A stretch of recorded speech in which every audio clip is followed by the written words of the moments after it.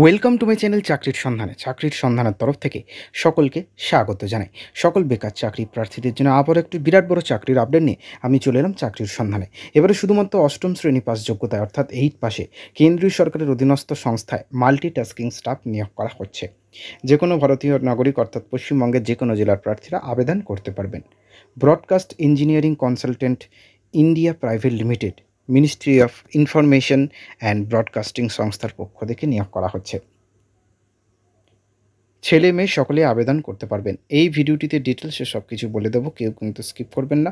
চলুন ডিটেলসে দেখে নেওয়া যাক। দেখুন, নিয়োগ করাবে এমটিএস পদে। একটি শূন্য পদ আছে। এই পদে আবেদন করার জন্য চাকরি প্রার্থীদের যে কোনো স্বীকৃত বিশ্ববিদ্যালয় থেকে ন্যূনতম অষ্টম শ্রেণী পাশ করে থাকতে হবে। এরই পাশাপাশি সংশ্লিষ্ট ক্ষেত্রে কাজের অভিজ্ঞতা রাখতে হবে। স্যালারি দেওয়া হবে 16,926 টাকা করে। বয়সসীমা সর্বোচ্চ 30 বছরের মধ্যে হতে হবে। তারপরে পদের নাম হচ্ছে লোডার। 14টি শূন্যপদ আছে। এই পদে আবেদন করার জন্য এখানে উচ্চ মাধ্যমিক পাশ করে থাকতে হবে। চাকরি প্রার্থীদের স্থানীয় ভাষায় কথা বলার দক্ষতা রাখতে হবে। 16,926 টাকা স্যালারি দেওয়া হবে এবং 35 বছরের মধ্যে বয়স হতে হবে। আবেদন করতে হবে সম্পূর্ণ অনলাইনের মাধ্যমে।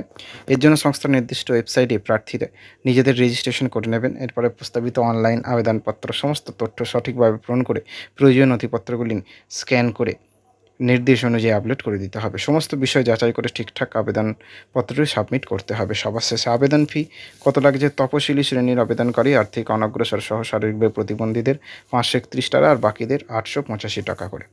আবেদনের শেষ তারিখ 31 মে 2024। ডিসক্রিপশন বক্সে লিঙ্ক থাকবে, আবেদন করতে পারবেন। নেক্সট আপডেট নিয়ে খুব শীঘ্রই হাজির হবো। সকলে ভালো থাকবেন, সুস্থ থাকবেন। জয় হিন্দ, বন্দে মাতরম, জয় জওয়ান, ভারত মাতা কি জয়।